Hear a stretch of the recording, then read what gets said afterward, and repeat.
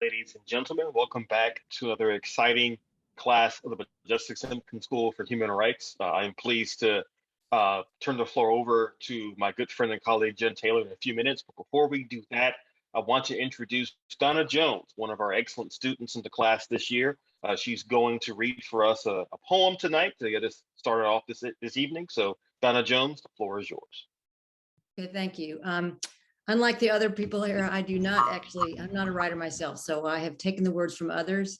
I want to comment the art behind me in my background is a work by a Kenyan artist, Jim Chuchu, who took his words from a Jamaican artist activist, Stacey Ann Chin. And they remind me the words of Martin Luther King Jr., who we're thinking of today as well. It's not only all oppression that's connected, it's all of life. And as Martin Luther King said, all life is interrelated. We're all caught in an inescapable network of mutuality, tied into a single garment of destiny. And that leads me to my poem, which is by the poet Naomi Shihab Nye of Palestinian American heritage. And the poem is called Kindness. So I'm Before you know what kindness really is, you must lose them. Feel the future dissolve in a moment, like salt in a weakened broth.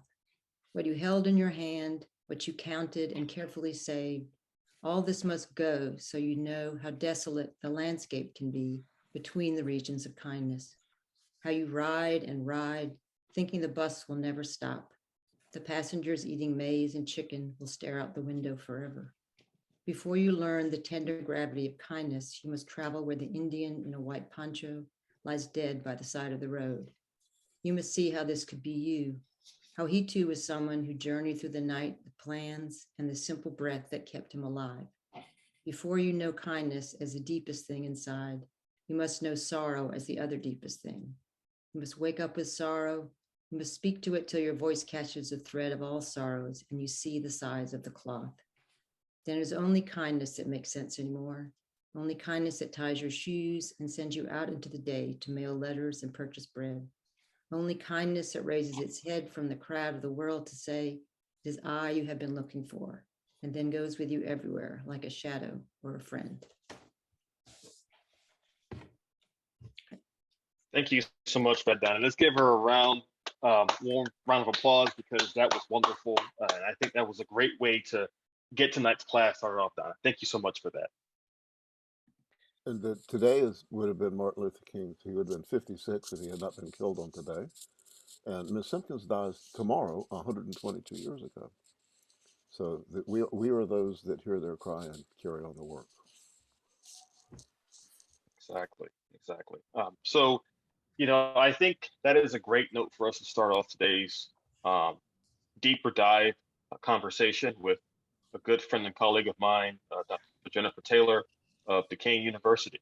Now, I want to introduce Dr. Taylor, and I have to say this is going to be kind of hard for me to do because she's a good friend of mine. So I could spend all night talking about how great she is as a historian, as someone who works in public history, and most importantly, how great of a person she truly is. Now, Dr. Taylor, as I said before, she's an assistant professor of public history at Duquesne University. Her specialties include contested commemoration, historic house museums, oral history, and also digital history. Now, she earned her PhD from the University of South Carolina a few years ago, and here in Columbia, she was very active in the public history community. One of her latest works was a co-authored article titled Reconstructing Memory, the attempt to designate Beaufort, South Carolina, the National Park Service's first Reconstruction unit. And so she's very familiar with the debates within the Palmetto State about Confederate heritage, Confederate memory, how we memorialize the past, and how we memorialize, in particular, Reconstruction. And I think it's fitting that we're doing this on April 4th because, of course, Martin Luther King Jr.'s own memory has been hotly contested since his assassination in 1968. Now, her current book project looks at the transformation of the Woodrow Wilson Family Home in Columbia into the nation's first museum of Reconstruction. Now, I can tell you that Brett and I have already seen an advanced version of Dr. Taylor's presentation this evening, so I can tell you already, you're all in for a treat. Now, once again, two things. Number one, if you have a poem or a musical selection you wish to offer to class, please get in touch with Becky Robbins as soon as possible. We want students to get involved in the course in whatever way you see fit. And number two, please don't forget when we get to Q&A this evening, make sure to leave your questions in the chat. Every Q&A session we've had in this class has been informative and very enlightening. So please keep those questions coming this evening as well. So without further ado, I'll turn the floor over to Dr. Gente. Wow, thank you for such a warm welcome. Always nice to be virtually with you all. This is my second time presenting. And as Robert said, we got to go to graduate school together. So he was one of my touchstones and forces that kept me positive through an experience that can sometimes be challenging. So you're really lucky to have him as well. Today, I want to talk a little bit about the sort of intersection of museums and artifacts and memory about domestic terror, and kind of make some connections for you from the Reconstruction period and its demise to what we saw on January 6th, and give a little more context for that. So if you'll give me just a moment, do I have, let's see, can you enable me to screen share? I don't know why I do not have the option to make you a co-host. Dr. Green, give me one option. Give me a quick second. I think I can actually do it. Sure. Okay. And I'll just kind of do a little bit of intro while we're figuring that out. I know we're going to save questions to the end, but I'll ask a couple. It looks like I'm co-host now. Sure. I'll ask a couple open-ended questions about artifacts and images that you'll see. So please feel free to respond there, and I'll kind of take that into consideration, and then we'll save those questions for the end. I'm going to go ahead and screen share now, and I've got a lot of images for you today, so that's why I'm going to do a PowerPoint, but I will try not to be too dry here. There's not a lot of text on these screens, so let's see. Here we go.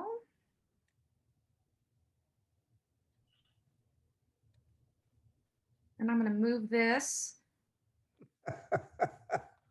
What a beginning. And I'm going to open this chat in the corner just for the first couple of slides, and then I'll close it. So before I get started, I just want to thank a couple local organizations that I'm sure you all are familiar with that have made some of these artifact images available to me and shared information with me.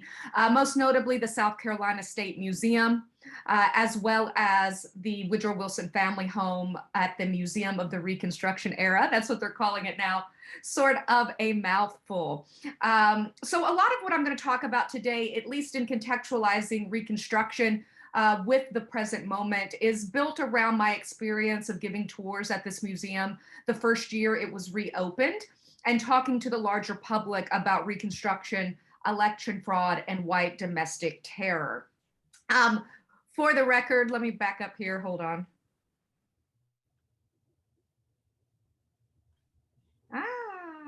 I'm at the end, sorry, hold on, let me get out of here. You would think I've done enough Zoom presentations that I would have this down, okay. So if you do want to follow me just to keep up with research and things like that, I am on Twitter, I'm also on Instagram. And so I'm happy to share my Reconstruction information with you and give you a follow back as well. So this is entitled From Red Shirts to Proud Boys, Museum Artifacts, White Domestic Terror, and Election Fraud. And I think you've seen some of these images here. They're probably pretty familiar at this point. On January 13th, 2021, during the US House of Representatives debate impeaching Donald Trump for an extraordinary second time, Speaker of the House Nancy Pelosi called the insurrectionists who stormed the Capitol on January 6th domestic terrorists. Thousands left Trump's fiery speech that morning, embracing his final words to walk down Pennsylvania Avenue to give weak Republicans the encouragement needed to take back our country. Some protesters exited believing he was accompanying them. He promised, after all, "I'll be there with you." A 2,000-person police force, most of whom lacked riot gear, unsuccessfully met the rally attendees turned insurrectionists who penetrated the legislative chambers to disrupt the official count of the electoral votes for President-elect Joe Biden. Paramilitary forces roamed a maze of hallways in search of Vice President Mike Pence and Speaker Pelosi. Among the weapons present that day were pipe bombs, zip ties, Molotov cocktails, and semi-automatic rifles. The mob, mostly unmasked due to COVID-19 conspiracy theories, stole electronics, trashed offices, and literally put their feet up, making themselves at home while members of Congress hid or fled for their lives. At the height of the violence, Capitol Police shot Ashley Babbitt as she attempted to breach the House chamber, and rioters bludgeoned Officer Brian D. Sicknick to death with a fire extinguisher. 2 other rioters died of separate medical emergencies, and a total of 5 people lost their lives as a result of that infamous day's events. So to meet this moment and address the homegrown domestic terror on display January 6th, the United States finally will be forced to reconcile its long history of militant white supremacy. So how do we conduct this conversation? I think artifacts and material culture from the Reconstruction era can help us better understand the larger paramilitary forces shaping modern white supremacy and right-wing militancy. These objects offer concrete examples from history that are recognizable today, including federal and state responses that failed to stop white supremacist violence and political fraud. So this is a pretty famous image from the era. This is actually from, I believe, 1874 by the famous artist of the day, Thomas Nast, who created most of the cartoons of the era you've probably seen before. And this was entitled "The Union as It Was, the Lost Cause Worse Than Slavery." I'm just wondering, and this is a time you can type in the chat if you want, or you can just think to yourself, what do you notice about the paramilitary forces pictured here?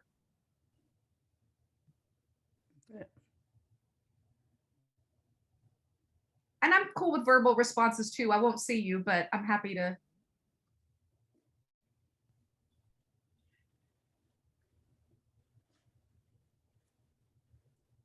They're hiding their faces. Yeah, absolutely. Those are great responses. You can see that we've got the Klan in the hood. That is sort of a recognizable image of domestic terror. And we also can see the hat pulled down on the White League member here. We can see even a really early reference to the lost cause, right? Right above the skull and crossbones, this is a white man's government. And we can see a lot of the duress that Black families face during this era. Yeah, we see this pact, Nicole, absolutely. This idea that these vigilante groups are working towards the same goal, which was to intimidate both newly freed Black Republicans that are beginning to vote and have political and economic power, as well as white Republicans that would have been in alliance with them. And so we can also foreshadow a little bit of the lynching that will correspond with the Jim Crow era as early as 1874. Now, I'm going to assume some of you know who the red shirts are, but I do want to take a moment to define them. So in 1876, it is the red shirts that are the paramilitary wing, a rifle club, if you will. And there were other rifle clubs in South Carolina that were committed to overturning Republican rule in South Carolina. And if that meant violence, then it was violence. If that meant intimidation or keeping people from the polls, or actually voting illegally. We see that happen across the board. And there's equivalent groups of this across the South, particularly in states with large Black populations. So Mississippi did this first, for example, in 1874. So I'm going to show you a series then of red shirts. And I just want you to take a moment to take them in. They're from a variety of museums. And tell me what you notice about them. I know that seems like a strange question now, but I think that'll make more sense.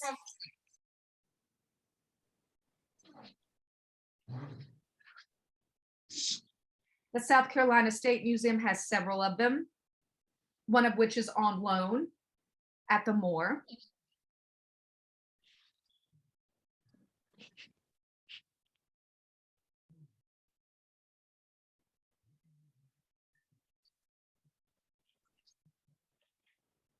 And so I'll give you a moment to kind of think, anything strike you about these images?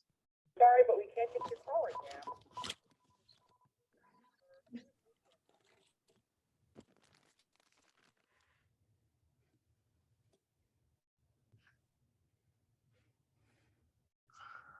You may notice they all look a little different, right? Mm-hmm. We can see they have a military feel to them. That's absolutely correct. They were meant to be sort of the armed horseback support to Wade Hampton III as he ran for governor on the Democratic ticket. You can also get the sense here that some are more professionally made than others. They're all going to be red, right? That's how you knew who they were. Some even have the initials of the owner there. We can see they're quite worn. And it wasn't just 1876. You might have seen these red shirts come out publicly. This one a little bit fancier, having the collar. But one of the things that we know is that people made these at home. We can see the support of women here. And it could be you might have forced the domestic to actually make this, which would have been horrifying to know that the family you worked for was going to be part of this process. So they're sewn by hand or maybe with a brand new sewing machine, and they varied from person to person. But they show that much of the community is complicit. It's not just the white men donning the shirts that are part of this process. And if you look really closely, here we can see dark smudges. I used to have a lot of questions in the museum about whether this was blood, was this dirt? And it's hard for us to actually tell because any of those possibilities could be correct. And so what we see just in the construction of the shirt is that this is a family affair, and the campaign defined a good citizen. And this was something that was taught in South Carolina textbooks written by Mary Sims Oliphant that were used in South Carolina classrooms from the 1930s to 1985. Perhaps some of you even used that textbook back in the day. Yes, this was a famous line as well, Brett sharing with me, speaking to the waving of the bloody rag, this shirt representing that as well. We also know women took over farms and ran businesses while their husbands participated. In fact, Mary Oliphant in the textbook said, quote, "Every decent white man went to work to deliver the state from its evil doers." And one of the activities you would have had as a kid in public education in Oliphant's textbook was to, quote, write a story about a student living during Reconstruction whose father took part in the campaign. So this was something that was celebrated as well year after year. Now, this is a quilt made by Louisa Housesill, who lived in the Dutch Fork area of Lexington. She was born in 1823. And this looks like a pretty standard quilt when you're looking at it. But if you hone in on the image of the left and look in the center, you can see a Confederate flag embroidered in this. Oh my God. Yeah, right? And so these subtle touches as well continued to commemorate the Confederacy after Reconstruction came to an end, and again, from women's perspective. And we can see that in early museums as well. So this is the John May Museum, and you can see families coming together as part of what you might imagine is a Saturday activity. Yeah, AKA colors, that's really disturbing as well. But here are young children, right, in this Confederate museum. John May was actually a former commander-in-chief of the Confederate Veterans, the Sons of Confederate Veterans, in the mid-1960s. And we can see that participation in this also ties to politics of South Carolina. He served in the South Carolina House of Representatives and the South Carolina Confederate War Centennial Commission. So he's operating this museum as they're making the decision to put that Confederate flag on top of the state dome. Right. And so commemoration of the Confederacy and that the Reconstruction by white South Carolinians was deemed a failure, this false memory is being commemorated in museums, in the quilts being made, in the textbooks of the era. And we also know, of course, it is on the public sphere. When we think about the Confederate monument in front of the State House, one of the things we know is that the United Daughters of the Confederacy worked very hard from the 1890s through the 1920s in particular, to memorialize and vindicate the Confederacy on the public sphere. And I encourage you, anytime you see a Confederate monument, go look at the plaque on it. I will almost guarantee you it is by either the Daughters of the Confederacy or by a similar women's group like the Daughters of the American Revolution. John May, dressed in Confederate regalia, as a representative in the State House, and he ordered the flag up the day they started the centennial of the Civil War in Charleston, and that was in '61. And of course, it'll remain. And all the records reflect that it went up in '62, because it wasn't until '62 that the legislature approved putting it up. But it flew over the portico because of May from '61, April 12th, '61. Absolutely. And it was really not as much as a message about the centennial as a response to the modern civil rights movement. I mean, I know we're all thinking and continuing to mourn the life of Dr. Reverend Martin Luther King Jr. And it, of course, remains there until it is removed from the top of the dome in 2000 and placed on the grounds, where, of course, we know it was removed in 2015. We can also see that commemoration also filled the public sphere, not just in monuments, but in parades. And here is a meeting of red shirts in 1908 in Pendleton, South Carolina. And just take a moment and look at this image. Who's there? Who's attending this parade?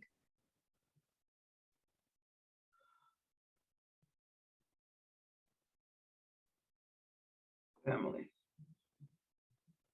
Children, yeah, absolutely, Nicole. Small children, as well as women, teenagers, and then men wearing the red shirts they might have worn in 1876. Very much a family affair here once again. And so now we can see why those red shirts are maybe so worn. Not only did they wear them for an entire election season, but they would come out and wear them again at these events. So I'm going to show you a quick clip. This is actually an excerpt from what was the final video in the Woodrow Wilson Family Home. It is part of a collection that is actually housed at MERT. We have a wonderful film archive at USC, the Moving Image Research Collection. And so it was taken from their collection. And I'm just going to show you the clip that was part of the video there. But this is the Red Shirt Parade on the 50th anniversary in 1926. You'll also hear the narration of the film over it. So you'll have a little bit of guidance there as well. In 1926, 2 years after his death, white Colombians celebrated the overthrow of Reconstruction with a parade. It commemorated the 50th anniversary of Wade Hampton's election as governor and the red shirts who used violence and fraud to elect him. So again, almost the same thing we see in Pendleton, right? Mm-hmm. Oh, great. This is the link to Mark. Thanks, Dr. Green. These are children. These are women that are showing up in downtown Columbia at sites you recognize today. Of course, that statue of Wade Hampton III there as well. So well into the 50th anniversary, there are celebrations of what the Red Shirts did in 1876. And this continues even today. While it's lesser known and barely open, I confess I've been there once. I believe it was back in 2015. There is the Oakley Park Red Shirt Shrine. That is the home that Major General Martin Witherspoon Gary lived at. And this is where he gathered red shirts beneath the porch, and he came out and rallied them to go out as part of this campaign to replace the Republican Party, using violence if necessary and intimidation. It said that supposedly there were 85,000 red shirts that were riding around South Carolina in 1876. And there were 1,500 alone that gathered outside of his house that day. So think of Gary as sort of the second in command, if you will, to the Red Shirt campaign. probably taking orders to some degree from Wade Hampton, even though Wade Hampton is largely shielded from being a leader of the red shirts. Often there were men around him that supported him and directed their activity. This is, I would be surprised if you can get in today. It's still run by the United Daughters of the Confederacy, but even the hours that you see posted there, they were not operational in 2015. Oakley Park is in Edgefield.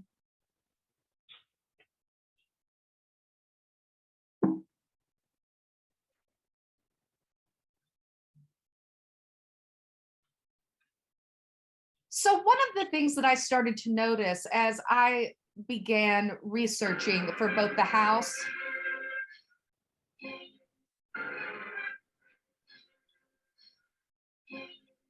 and my own dissertation in the book that'll be forthcoming soon, is that often what we see represented in film about Reconstruction and about domestic terror is the Klan. The most famous film ever to really commemorate this moment from a white supremacist perspective is The Birth of a Nation in 1915, which was the second film ever screened in the White House and the second screened by Woodrow Wilson. And what I argue is that the Klan is a better representation for the end of Reconstruction and white domestic terror for national consumption. People recognize that costume. You all did as well in that first Thomas Nast cartoon that we looked at. And it allows people to sort of forget the complicated and varied history of white supremacy and its relationship to domestic terror and paramilitary activity. There's no rifle clubs, there's no red shirts in this depiction. They're all sort of reduced to the Klan. But we know that South Carolinians watched this film in droves, and we know that they attended in large numbers, multiple screenings. And those that were alive in Reconstruction no doubt knew that D.W. Griffith was hailing the red shirts and local rifle clubs in this film. And we know they must have thought that because this film is set in South Carolina.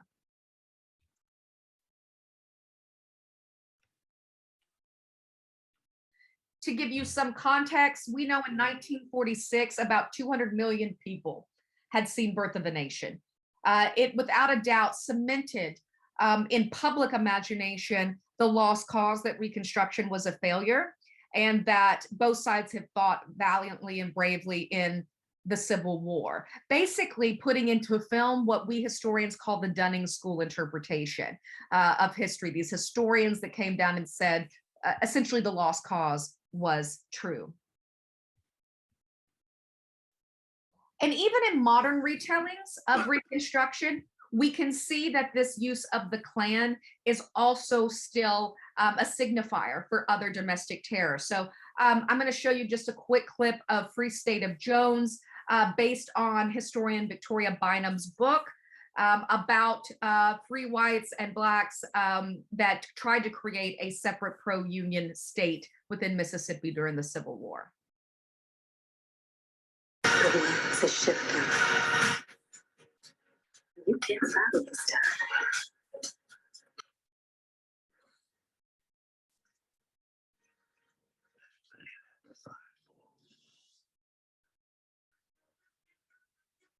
So it was really quick, and I know you may not have been able to see it, but there are men in masks that look very much like the Klan that are riding up in the middle of this campaign. Again, not the unique rifle clubs that we see in Mississippi in 1874.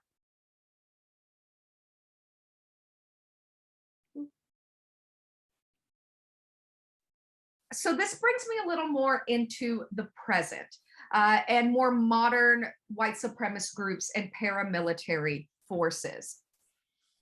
In the book, Bring the War Home, a comprehensive study of the modern white power movement, Kathleen Belew argues that Oklahoma City stemmed from and was framed by the Vietnam War era. So again, another war being critical here. And it matured into an umbrella social movement, something new in the history of white supremacy that accepted a diverse range of white power symbols and ideology. Yeah, I think that's a good question we can unpack. Why is the Klan glorified? Oops, sorry. Following Vietnam, we know that desperate groups across different socioeconomic backgrounds and education, both urban and rural, coalesced, united by economic hardship of the 1970s, institutional distrust, particularly following Vietnam, and a growing culture war, which we're still seeing today.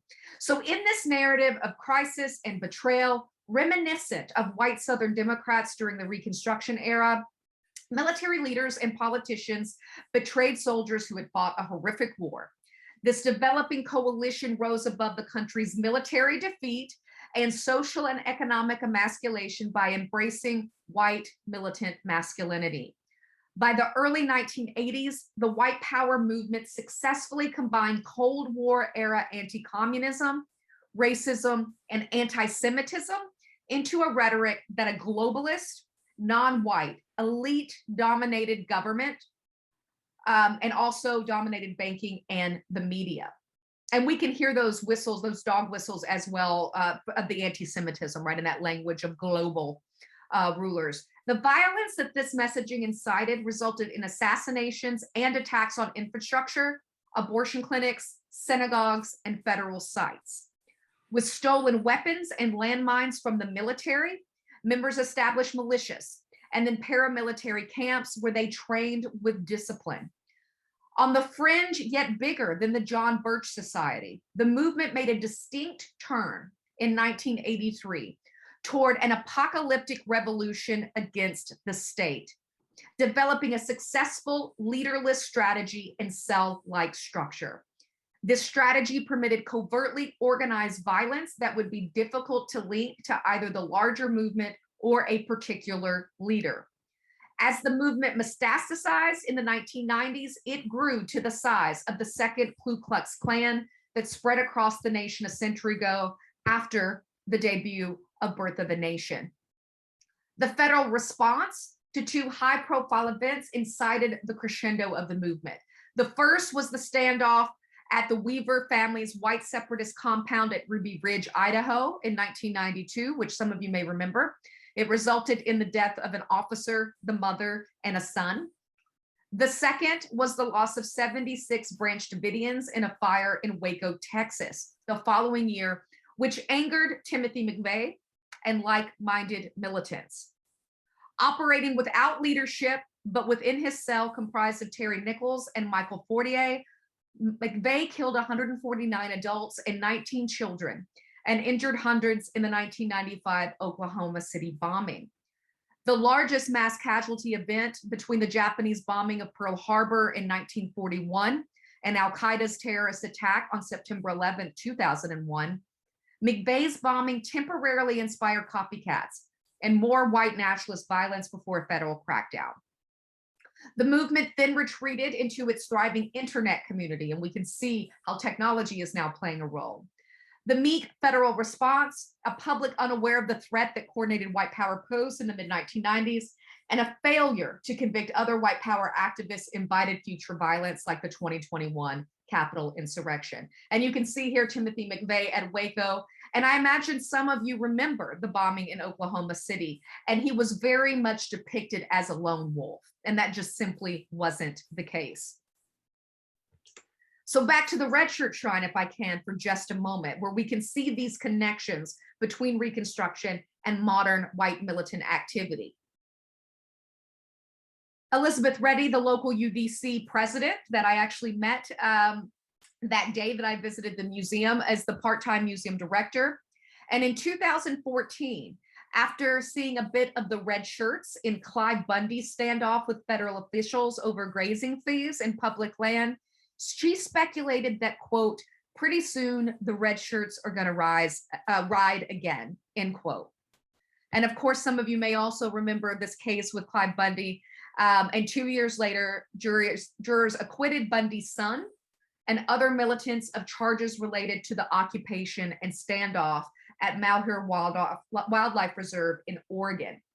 Kathleen Ballou compared this to another acquittal, the 1988 Ford Smith sedition trial, which was the first and last serious attempt by the federal government to prosecute various assorted white power groups for violent felonies and seditious conspiracy, and seeing it as a unified social movement.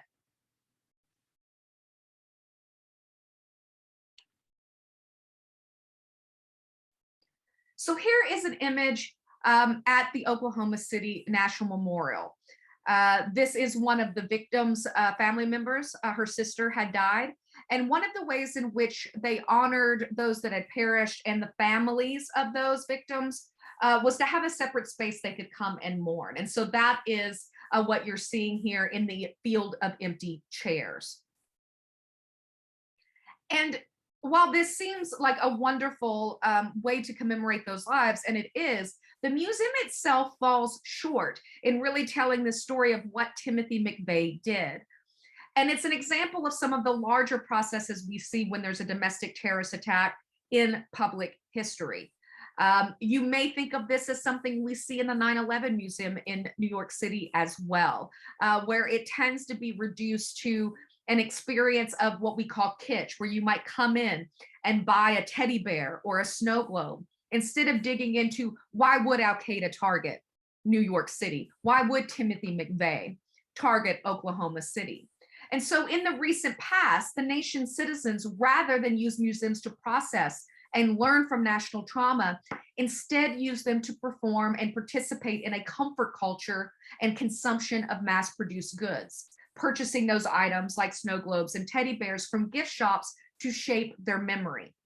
So here, cultural memory, tourism, consumerism, paranoia, security, and kitsch meet as part of the public's deeper investment in the concept of innocent victimhood. This is something coined by Modjeska Simkins.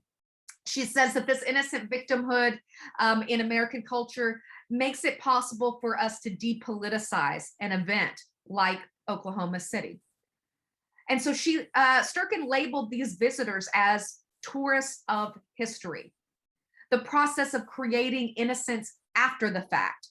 And in the case of Oklahoma City, it hides the role that empire and violence have had in shaping tragedy in the United States. So for example, a narrative of innocence erased Timothy McVeigh's militia and military past at this site, and the recognition of the bombing as coordinated by homegrown terrorism. His execution and the Oklahoma City National Memorial were what Sturkin called twinned responses to the bombing itself and two sites of mourning. So I know that's a lot, and I'm going to answer your questions, but I also want to spend a little bit of time talking about contested elections, both in Reconstruction and, of course, in 2021. This is the straight Republican ticket that is in the Woodrow Wilson Family Home at the Museum of the Reconstruction Era from 1876. And so if you look closely, you can see in the center here, there were just a list of straight names. So Wade Hampton, Simpson as the lieutenant government. And essentially that's what you had when you went to the poll in 1876. So you can see how this intimidation would work. You would walk up and you would say, I want the straight ticket for Republicans or the straight ticket for Democrats, essentially outing your vote to the public and those red shirts that were there. And so you can imagine some of these responses as well. Imagine if you were voting in 1876, would you have the courage to request this ballot with people watching? It also had 3 sheets within it. So I like to imagine it, and I know for some of the younger students, they may not remember this, but I like to think of carbon copy paper, like on credit card receipts back in the day when you had to scan them. Basically, you would put this in and you could shake the box and extra ballots would separate. And so that's how they also increase the number of votes illegally. So I thought we would come back in really quickly for one last scene from Free State of Jones and the way in which they depict Mississippi and this voting process, which I imagine in some polling places looked very similar.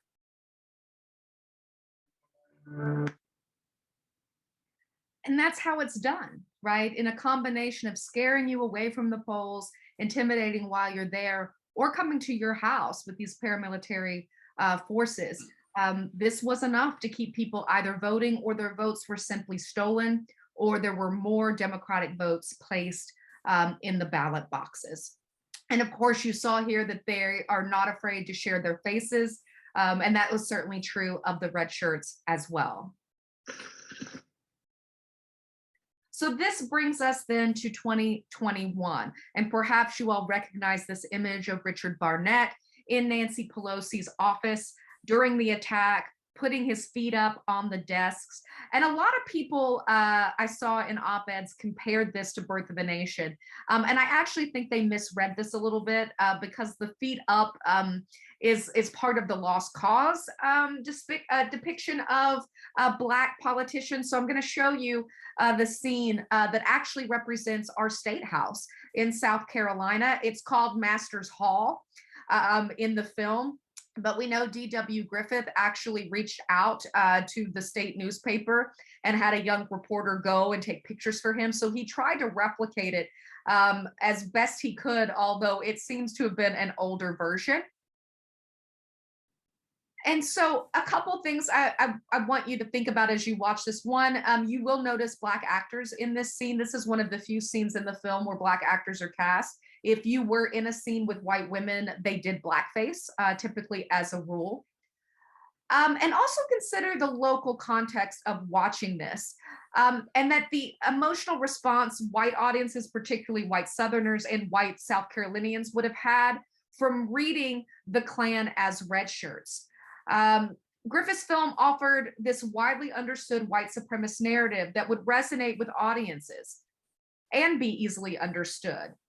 Given the Klan spread across the South and into popular media of the Reconstruction era, the group offered this straightforward symbol recognized by millions of Americans as the nation attempted to negotiate whiteness and middle-class values during the late 19th and 20th centuries.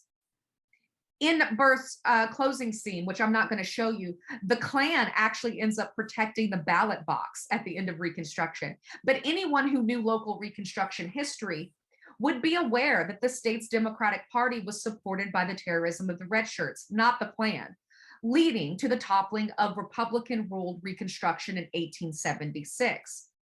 Birth's Klan narrative would have made greater sense to the South Carolinians as a symbolic homage to the red shirts, to tell an authentic history of Reconstruction's end in South Carolina and establish who the red shirts were, and their significance would have been too complex for audiences outside of the state and for national consumption.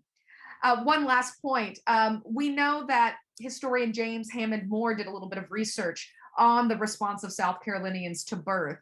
And he said, quote, "It would have been an unparalleled emotional experience. It was Christmas morning, circus day, and victory for the home team over its arch rival, all rolled into one." End quote. He also talked about an over-identification with the characters. In Spartanburg, the first showing of Birth in South Carolina, former Confederates and men who once donned, quote, gray uniforms, white sheets, and red shirts wept, yelled, whooped, and cheered. Some even shot through the screen to protect white virginal Flora Cameron from the supposed alleged Black rapist Gus. So here is the State House scene, which I think a lot of people invoked when they were thinking about Barnett.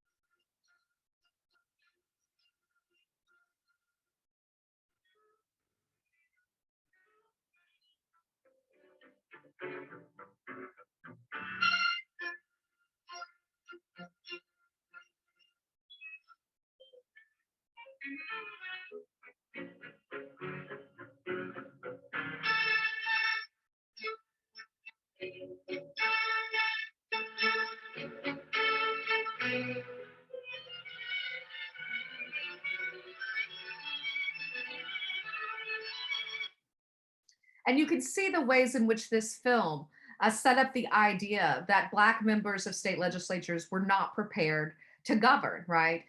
We see the shoes taken off. We see the eating of fried chicken, drinking on the floor. This scene actually goes on to suggest that the Black legislatures passed laws that would allow for white women and Black men to marry and required you to salute Black soldiers on the street. None of these happened during Reconstruction.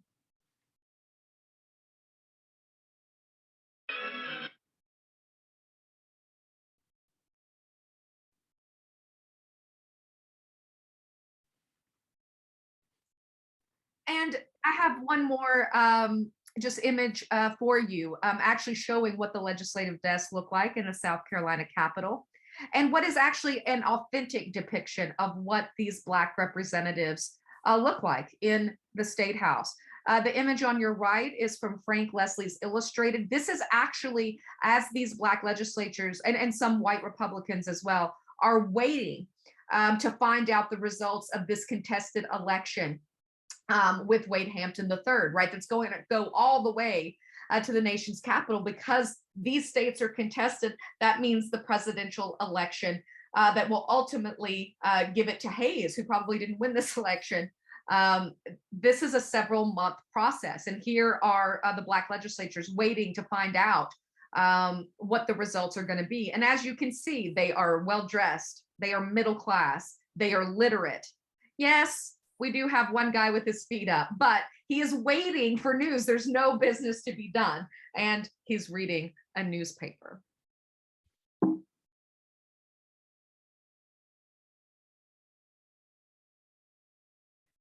In the year leading up to the attack, congressional testimony from the Federal Bureau of Investigation, Department of Homeland Security, and the Southern Poverty Law Center, as well as the Global Project Against Hate and Extremism, warned of the pervasiveness of white nationalism and the terror threat these groups posed. Empowered and emboldened by Trumpism, more hate groups proliferated in the US than ever before.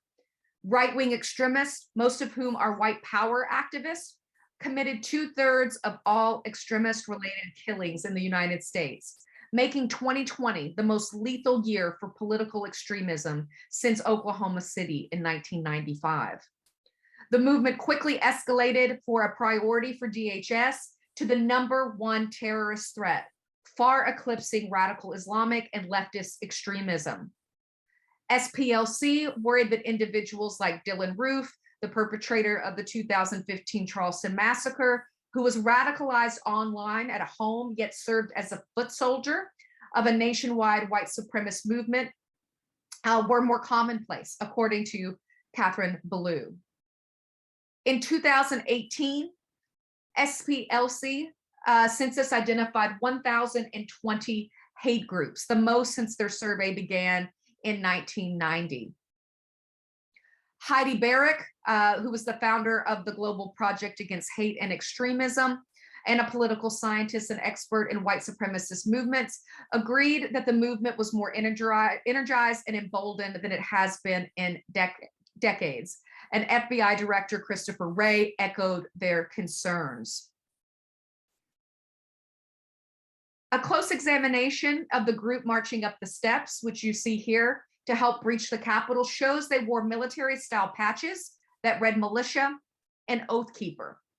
Others were wearing patches and insignias representing far-right militant groups, including the Proud Boys, the Three Percenters, and various self-styled state militias.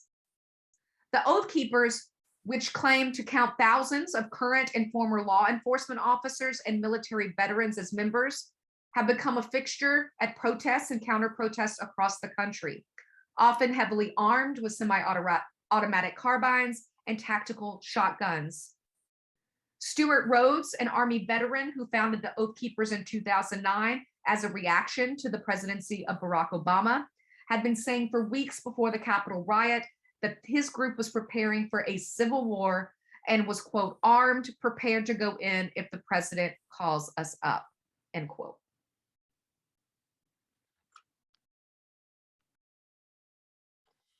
I also want to come back to this question of women, and this as a family ideology.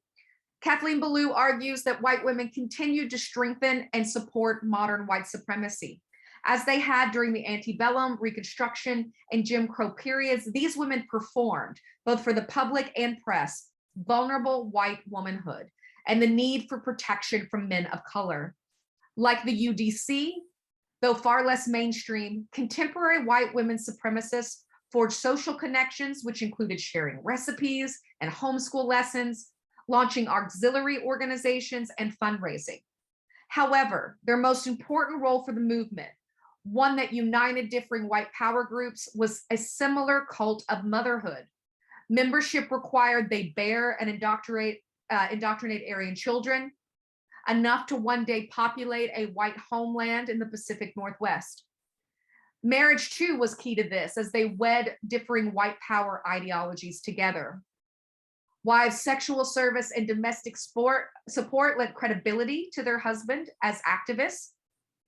And in service to the war against the state, white women recruited and trained in nursing and survival prepping. So in the same way, a lot of these groups are recruiting from the police and the army in order to gain this tactical training and to train their militias. Women were also training, but in prepping and nursing. These women occupied, domesticated, and in some cases co-owned paramilitary compounds. And as part of their participation in modern day white supremacist cells, white women continued to prepare disguises like that of the red shirts, as well as drive getaway cars, move people and weapons, and proofread important public documents. Quote, "We broke into the Capitol. We got inside. We did our part," end quote. Dawn Bancroft said in her cell phone camera while standing next to Diana Santos Smith, both of them wearing Make America Great Again hats. Referring to House Speaker Nancy Pelosi, Bancroft added, "We were looking for Nancy to shoot her in the frickin' brain, but we didn't find her." 3 weeks after the attack, both she and Santos Smith were arrested in the state I'm in now, Pennsylvania, on federal charges stemming from storming the Capitol building. Women make up 14% of the recent arrests, and I have not found an article that has updated the statistics, so it could very well be more now. And experts warn of the significant role women play in terrorism and extremism around the world has been drastically overlooked and underestimated, and it may be hurting the United States counterterrorism efforts. So really, Ashley Babbitt, that was killed both had military training and as a woman, is not as surprising when we think about this. This is actually Rachel Powell, to give you an example that I think a lot of people that are not familiar with white supremacy and these kind of campaigns like to imagine that this is just a Southern phenomenon or just a male phenomenon. But here is the pink hat lady, as she's become called, also from Pennsylvania. She is still awaiting trial. I'm not talking about it specifically, but you might also think about the foiled plan to kidnap Michigan Governor Gretchen Whitmer. This is also part of this larger movement.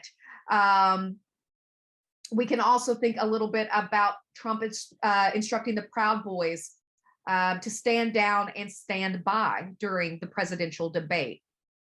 The Proud Boys was the group that was linked to the plot to burn Whitmer's summer home and bring her to trial, a step traditionally preceding a lynching among white mobs. In fact, The Birth of a Nation depicts such a scene.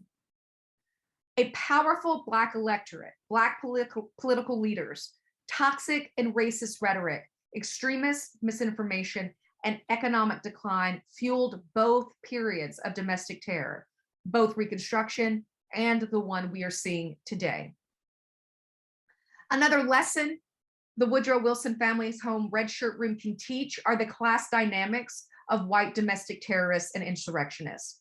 Active service members and veterans, some of whom were using the crowd as cover for the violent assault that day, certainly comprised the Capitol rioters. However, they also included respectable middle and upper class whites, and I'm using respectable in quotation marks, who ranged from leaders in business, public servants in legislatures, and law enforcement. They were stay-at-home moms, and at least one was a stay-at-home dad. Elite whites blamed mob violence of the Reconstruction era on the spontaneous actions of the poor, when in fact it was often orchestrated from above, as we see in that example from General Gary. The assumption then and now that modern white supremacy campaigns and right-wing political violence are products of poverty is erroneous, even if Trump did complain the rioters looked, quote, low class. Ideology drives the movement. Thus, respectable people plan and participate in this public violence. During Reconstruction, Wade Hampton and the Red Shirts, as well as Rifle Club equivalents in other states, convinced elite planners, white middle-class professionals, the clergy, and skilled workers to join their paramilitary ranks, and that Black citizens and Northern whites would steal the election.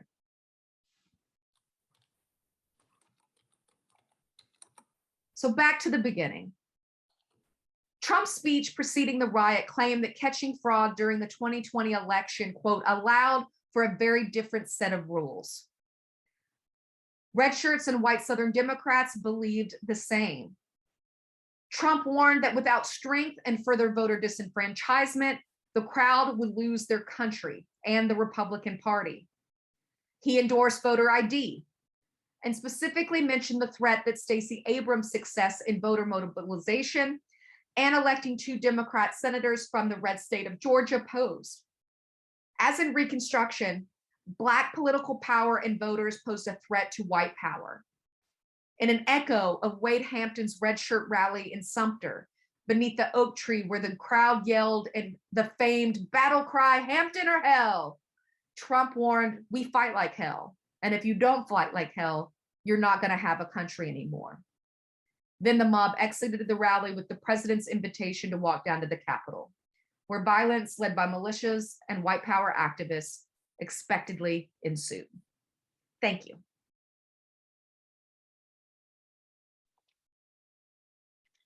Well, thanks so much for that, Dr. Taylor. Let's give her a round of applause first off. All right, that was excellent. Now, for those who may have questions, and I'm assuming folks will have some questions, please put them in the chat. I'm going to go ahead and read some of the questions we have there so far, starting with Dr. Gallman's question. Why glorify the Klan and not the red shirts? Well, I think on the state level, you know, South Carolina did obviously glorify the red shirts. But I think on the national level, when we're consuming things like film, it's easier to use the Klan because it's the most recognizable white supremacist group. They marched on Washington in 1925, also without their hoods covering their face. They were on top of their head. It was a nationwide organization in the 19-teens and the 1920s. So Indiana, for example, had the most Klan membership during its second wave, and it stretched all the way to California. So it was something people outside of the South would recognize, even if Southerners, and certainly some outside of South Carolina, would have recognized the red shirts. For example, some of you may be familiar with the only known coup d'etat in US history, well, maybe prior to the failed attempt in January, but was in Wilmington, North Carolina in 1898. Coincidentally, Dr. King was supposed to be there, but the day he was assassinated, but had stayed in Memphis for the talks there. But Wilmington had a long history of successful integration with Republican and populist fusion up until 1898. In fact, that's why some historians are extending the dates of Reconstruction from 1865 to 1898. But this coup in Wilmington, red shirts from South Carolina crossed the border and voted in that election illegally, and also were probably part of the violence that day. So they took out those red shirts once again in 1898 and helped North Carolina return to democratic rule there. So I just think it's an easier image and group to connect the whole nation with. All right. Next question we have from Katie is, have family members of the bombing victims spoken out, this is Oklahoma City bombing, spoken out against the museum for whitewashing the actual event?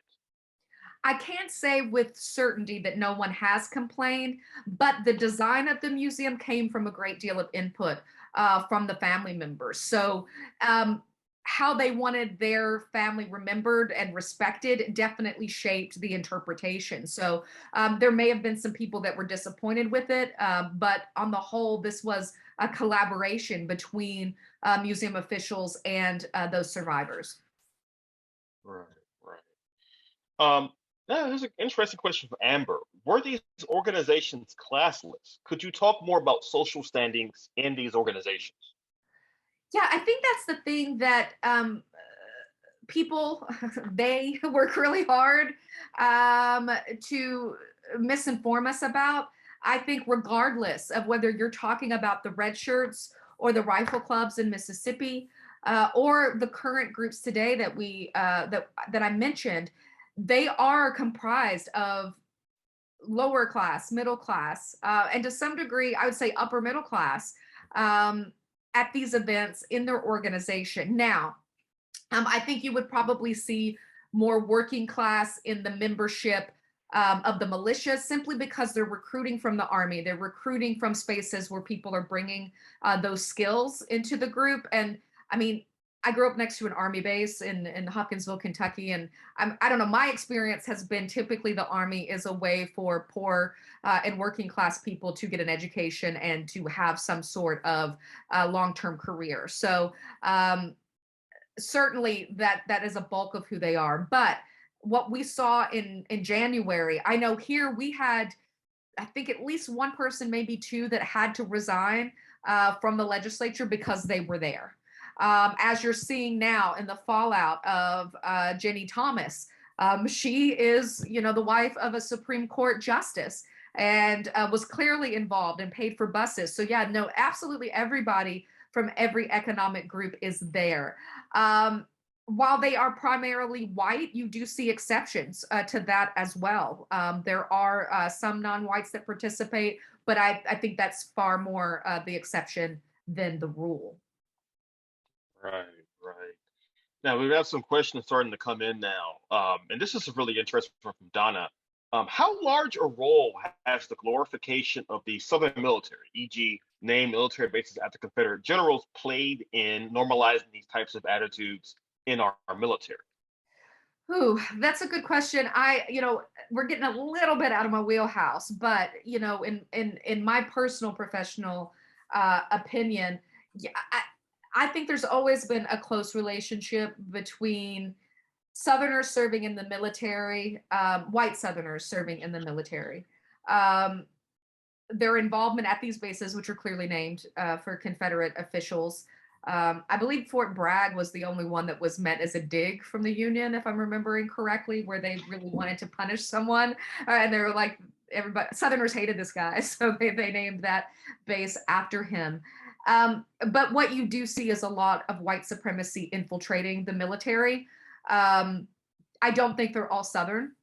But one of the things that SPLC has been pushing for quite some time is better tracking of people with white supremacist ties in the military. And it is really loose. You can get away with a lot in the military because now it's all volunteer and they need as many people as they can. And so one suggestion that was made by several of these advocacy groups was we need to start tracking tattoos, white supremacist tattoos that are on active military and logging that data, but they're not doing that. But that's been one of the suggestions as a way to sort of begin to crack down.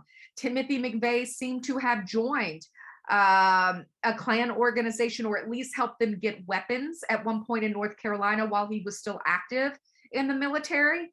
So there are some strong ties. In addition, we know that there was quite a large military presence in Charlottesville in 2017 for the debate or for the protests around the monuments there, both Lee and eventually Thomas Jefferson as well.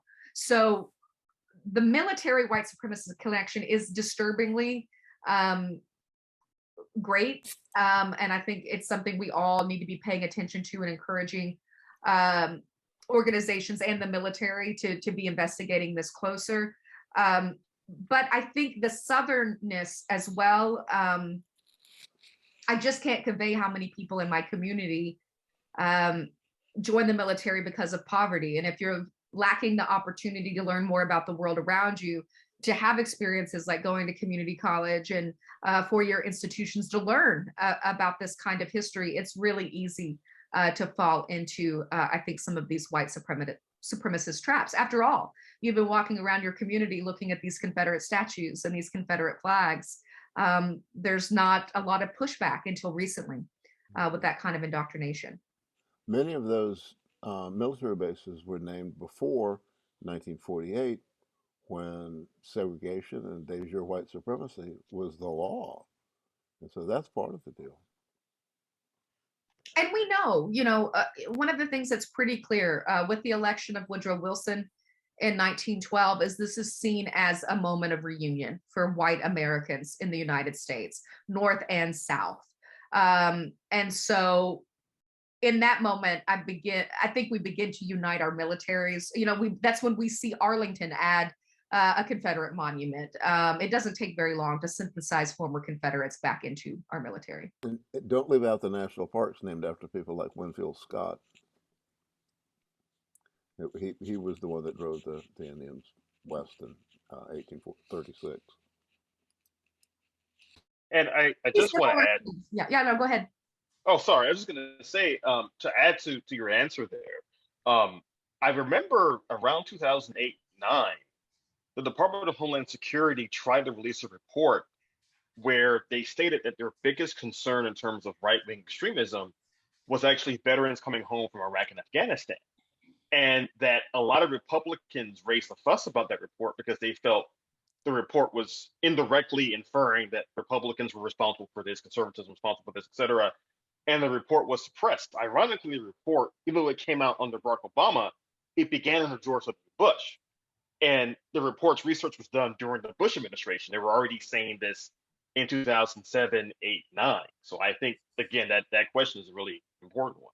So I will add, I didn't get into this too deeply, given the time, but Kathleen Belew, the same author that I've been referencing here, great book. It's changed a lot of the direction of one of my chapters of my book, but and she is the leading authority on white supremacy in the nation. If you're looking to dig in more, she's your woman. And she's written a lot of op-eds too, if you don't want to dig into. And she's written quite a bit about the Turner Diaries, which is what a lot of people think January 6th had some basis in. I'm going to come back to that, but to follow on Dr. Green's point, she argues that absolutely what we see in the wake of the Second Gulf War is a second generation, sometimes the children of these Vietnam vets, but a second generation that are coming back disillusioned from war. And of course, now they're bringing in Islamophobia with them, right? From this particular conflict. But yeah, absolutely. That's correct, 2008. And the younger people that are part of these movements most likely have connections to that war. Not all of them, but some of them too. But to just say, Kathleen Belew has done some great op-ed pieces explaining the Turner Diaries and some of the imagery you saw that day, like the nooses that were hanging, which were featured prominently in the book. They were going to hang journalists and things like that in this imagined attack in this book. And actually, the book does have an attack on the Capitol. It's far more deadly than January 6th, but it was meant to show people that the government was not impenetrable by these white supremacist forces. And if you think about that, it's disturbing because that is kind of a message that you can walk away with, that yes, this is not the most devastating attack we've seen in Washington, D.C., but they got there, they got inside, and they almost got to Mike Pence and Nancy Pelosi if it had not been for some really brave folks, and particularly Officer Goodman, right, that led them the wrong way. Right. Yeah, and before we get to the next question, just to add, when you read the interview with Kathleen Belew about the Turner Diaries, just be aware the Turner Diaries itself is not exactly the best pre-bedtime reading in the world. So it's the Turner Diaries has its own history as a Bible of white supremacy in the United States. That much is certain. Speaking of which, this is actually a question from Brett. What part did the state paper play in the birth of a nation scene in the State House? And was that in our State House? So no, it is apparently, there's something about the roof that suggests it's not the one we recognize today. It's been a while since I've dug into this material, but if I'm recalling correctly, it's probably the one, because they're constructing it during the Civil War and then it faces attack. So it's probably this interim one. But Gonzalez, who was head of the newspaper at that time, hated Thomas Dixon, who wrote The Klansman, which is the book foundation of Birth of a Nation. So he wanted nothing to do with the film when D.W. Griffith sent like a telegram or something like, hey, I want to make sure this is historically accurate. So he sends out this young kid reporter who goes out and takes these pictures and sends them to Griffith. And he uses those and information from the newspaper, that young journalist, to construct the set for that particular scene. So I will say the state newspaper hated The Klansman when it came as a play to Columbia. In fact, they booed and Thomas Dixon, and someone punched him in the face, I think. But yeah, they didn't like his representation of the lost cause, because he was very much, as the U.S. is getting into empire, he's like, all of the people of color have got to be, put in their place. And they kind of thought that was a little too extreme. But Gonzalez in the state newspaper loved The Birth of a Nation. They thought it was a far more effective tool than the play version that had circulated about a decade before. And I believe that was the same Gonzalez that was killed on Sumter Street by the cousin or uncle of Ben Tillman. Is that right, Dr. Green? I believe that is correct. It's been a while, but yeah, and my understanding is Gonzalez is both awful and sometimes great, depending on what the issue is. But yeah, I believe that is correct. I mean, white supremacists are going to white supremacists, so. Or white supremacists are going to white supremacists. That should be one of our class slogans. Anyway, now, speaking of which, actually, this is a great segue into our next question from Don. The White Citizens Council, was it a continuation of this lineage you're talking about tonight? Oh, it is in that it's middle class.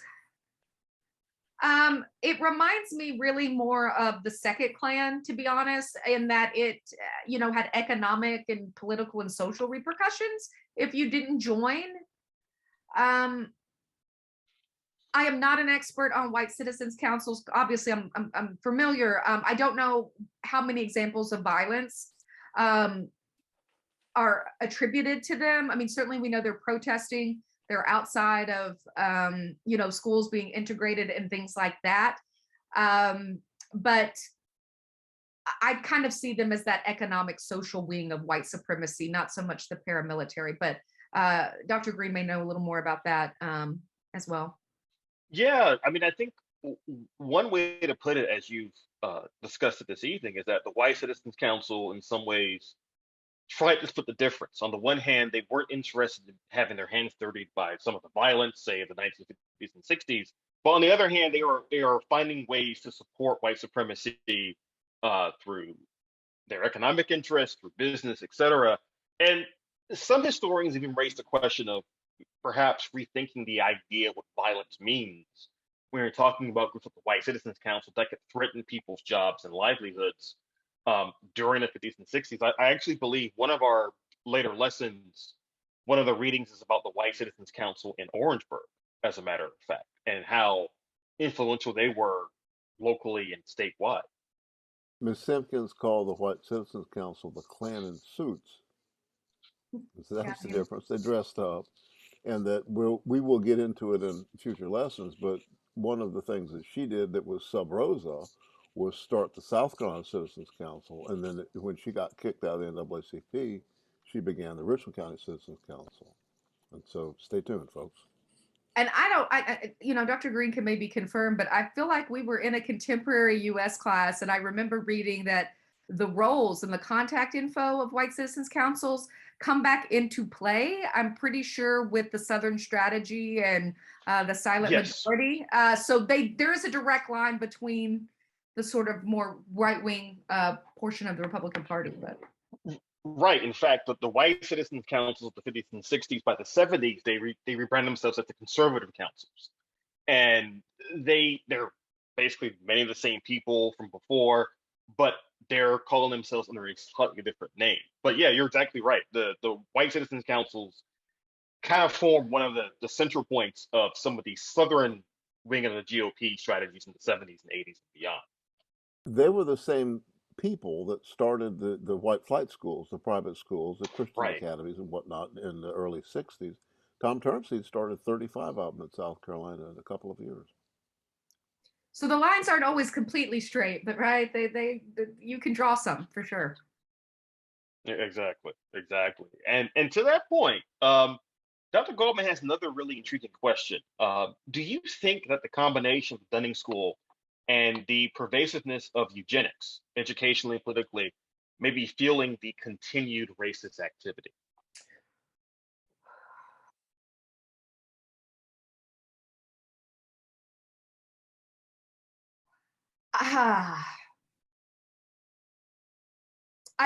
I'm not sure that I see them as connected. I will say, I think the Dunning School in history and its equivalents in film and media have perpetuated things like the lost cause to the point that it is 2022 and we still can't get consensus right on what the Civil War was fought over across the United States. I mean, you all here understand it's fought over slavery, but you can't get that across the board. So I think that in our continuity of thinking about history and what Reconstruction has meant and its failure has meant has been stymied by both historical and very popular depictions of this moment. I am so not a eugenics expert, but I think these calls for Aryan families, communes, when we think of Waco, when we think of Ruby Ridge, when we think of some of the activity that's now happening in Oregon, you know, people like to think of the West as this progressive place where everybody lives together, but some of your most violent and committed white supremacists are out in Washington and Oregon at the moment. I think their message of eugenics is not as mainstream, but yeah, I think it's always been there, this idea, you know, I mean, gosh, we're even seeing what that representative who said that Loving versus Virginia, the 1971 case, that he wouldn't have had that decision in the Supreme Court. So yeah, I think we see some of that. I just don't know well enough to answer the pervasiveness of the eugenics part. Yeah, and I would add to that. I think that with the argument about eugenics, I would argue you see some of that right now with response to COVID, in the sense that the moment it was announced that the majority of Americans suffering from COVID were Black and brown people, you began to see a sharp decline in Americans supporting lockdown measures and the like. And some of the language that's been generated the last 2 years about who is vulnerable to COVID, who deserves to live, who deserves to die, some of it is very, if not eugenics-esque, it's eugenics-like in a lot of ways. Mm-hmm. No, that was dropped last week or so, those results. And yeah, absolutely horrifying. And that's not even accounting, I think, as well as the immunocompromised people, right? Kind of also being abandoned during COVID, which I think some people would feel as eugenics as well. Now, Celine has a question that I think I can offer an answer to right away. Is the 2009, the Power of Homeland Security report available to the public now? So I saw this question in the chat, and I'm going to post 2 links in the chat as a response.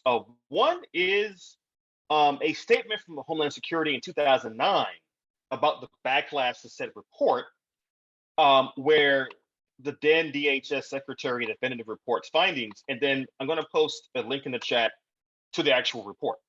The report itself, it looks like it wasn't released until 2011, but this actually goes into detail about specifically far right hate groups in the United States.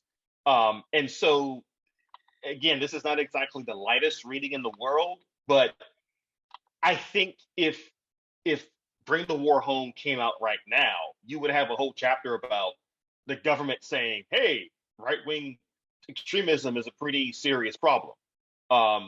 You know, How seriously they take it depends if you ask. But certainly it has become a really severe issue in the last couple of decades. Absolutely. Okay, now Nicole has an interesting comment here. Oscar Micheaux made a film challenging birth of the nation called Within Our Gates. Really interesting film history here. Absolutely. I need to send Nicole a copy of my book when it comes out. She's hitting all my favorite parts, for sure. Love this film. It is available. You can watch it online. It is the answer to Birth of a Nation, and I believe it came out in 1920. Micheaux was really fascinated with the opportunities that the Midwest and West provided Black Americans. And so most of the film is sort of about this teacher from the South who's working to raise funds for school children after she's left the South. I can't remember if she's like in Chicago or where she is now off the top of my head, but sort of Great Migration, talented 10th, middle class Blacks doing racial uplift is sort of the core messaging here. And Micheaux really saying there's an opportunity in some spaces, but there's a flashback scene that is fabulous and both horrifying of the lead, Sylvia, during Reconstruction. And it is, I mean, if you watch, I'll also recommend, I don't recommend Birth of a Nation to anyone. I've watched it more times than I care to admit. And you do not want to know what the internet starts sending you when you start watching this film. Yeah, in fact, I put some clips up on YouTube for some blogs I was writing for my site. And somewhere in like 2016, I got a solicitation from David Duke to support Trump, which is illegal. But it was addressed to J.W. Taylor, Mr. J.W. Taylor. I'm assuming they thought that I must be a man if I was watching this film. But it's interesting how they use the internet to track and find people. And they thought I would be sympathetic. But I would say if you don't want to watch Birth of a Nation, but you want to get its essence, there is a shortened version by a DJ out of New York. DJ Spooky is his stage name. And he did an edited version set to music where he cuts out all the sentimental parts, the northern guy and the southern lady falling in love and all that stuff. And he uses these weird sort of geometric space shapes as well as his own score to highlight power structures within the film. And he reduces it to about an hour. And so you get kind of the good nuts and bolts of Birth of a Nation without having to set through over 3 hours of it.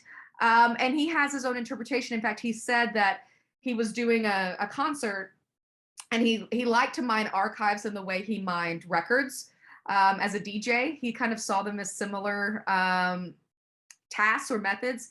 And one concert, he just put up some images in the public domain of the Klan, and he said the whole club stopped. And that was his motivation to sort of treat this film in full. And he said the National Archives almost didn't get him access because they were afraid he was making a white supremacist film, but he explained what he was doing and they did. So he's got a great shortened version. And then Within Our Gates, particularly the flashback scene, is just almost a shot for shot response to D.W. Griffith from Oscar Micheaux. Sadly, Oscar Micheaux just couldn't bring in the kind of box office that a lot of white filmmakers were at this time. So he was working really hard in the moment against films like The Birth of a Nation, but it was just hard for them to get a lot of traction. Right. Well, we still have time for plenty of questions. We'll wait for some more questions to come in. Note that Nicole has put a link to Within Our Gates in the chat, so please check that out when you get a chance.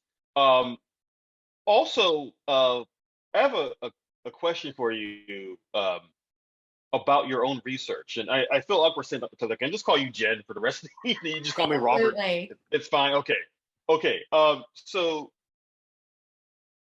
how has your own research been influenced by the events of the last 5 years, from Charlottesville to January 6th? Because when I knew you in graduate school, your research was already pretty urgent at that time, talking about the Woodrow Wilson House and everything else. But How has your own research changed the last few years as these events have become more and more ingrained in the public consciousness? Absolutely. You know, a real one of the key sort of moments that had driven the way I contextualized it in my conclusion was obviously Dylan Roof and the Charleston massacre, right? Which was just horrific when to be living in South Carolina at that moment. And so that became sort of a framework for me to think about what are the long-term implications of this kind of violence, and thinking about the Confederate iconography and the public history sites that he visited before those actions. But then 2017, right, I felt sort of advanced our story and how we're responding to white supremacy and our Confederate landscape. So I've had to sort of address that moment, and then the white supremacy within that and the militant connections just started to go off once we saw January of 2021. And I had been dragging my feet a bit as a public historian, building local connections here in Pittsburgh, getting my revisions of my book done, of my manuscript into the press. And so I'm partially thankful that I got delayed a little bit, because I was rewriting this chapter on how we interpret white supremacy and white domestic violence in the Woodrow Wilson home, with the red shirt, with the ticket that you all saw, the straight Democratic ticket. And then this happened, and I couldn't stop seeing the parallels, both in the rhetoric of the language that Donald Trump used, in the crowd, and I think what was shocking, of course, is I remember thinking, why are these fools unmasked going up into the Capitol when you have a legitimate excuse to wear a mask, right? It's COVID. And they were still so proud of what they're doing, right? Neither scared of COVID nor being identified. And so that's when I started seeing longer implications beyond just the statues, the monuments, the Confederate flag that connected us to this. And so, it completely rewrote one chapter, and I'm reworked another one, thinking about we need to start having conversations in museums about things like the Dunning School, about how history is made, interpreted, taught, and corrected and revised over time, because you can't understand why Woodrow Wilson thought the way he did, or the way his contemporaries did, if you don't understand the kind of history they were teaching and formulating. That's a really important point. And we don't do that enough in museums. And that's part of that tourism history, right? It's just that coverage, or look at this furniture, or look at this elite white person. And we miss real opportunities to dig into the stories that really matter, that we haven't paid attention to. Right. Now, thinking about the specter of Donald Trump over a lot of this conversation, Don has another interesting question. Trump received 75 million votes. What conclusions do you draw from that regarding white supremacy? Are there at least 75 million white supremacists in the United States? There are 75 million people that can live with it. I wouldn't say all of these people identify as white supremacists, or that I would neatly put them in that category. And I think there's probably a big difference in the number of people who voted the first time and the second time after seeing, I knew respectable Republicans who voted for him. That didn't mean I was happy or knew their, but I also didn't break off friendships because they were normal people, right? But I think a lot of people are one issue people. And I think for a lot of people, that issue is abortion, or that issue is the Supreme Court. And regardless of how you feel about his sexual assaults, regardless of how you feel about the overt racism that he displayed, some people chose single issues over that. And that is their white supremacy and white privilege in action. Would they join the Proud Boys or the Oath Keepers? No, I don't think they would. Would they show up at the Capitol? No, I don't think they would. But I think they're comfortable enough with white supremacy and sexual assault that they let those things go. And Celine has a comment in the chat. Racism without racism is what it brings to my mind, which is, I think, a really important way to think about it. again, we have time for additional questions. Um, let's see. Oh, okay, Ooh, we've got oh, one ouch. here. Okay, Greg Howell says, "What do you?" Oh God, this is a big one. What do you think are the chances for another civil war? What could be some precipitating events of a second civil war? You know, and the allusions to the Dred Scott decision, John Brown's raid on Harper's Ferry, Fugitive Slave Act, election of Abraham Lincoln. In the case of the first time around, as identified by Professor David Blight.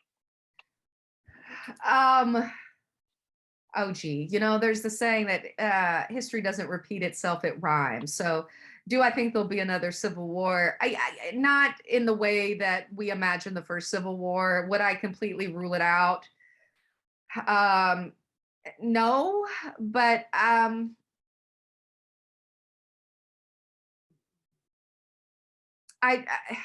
I'm trying to think of the second part of the question, events that might be read in the same way as the Fugitive Slave Act, because I think the Fugitive Slave Act is really the last straw. I think for many before the Civil War. But it wasn't the first Fugitive Slave Act. I mean, George Washington signed one too. I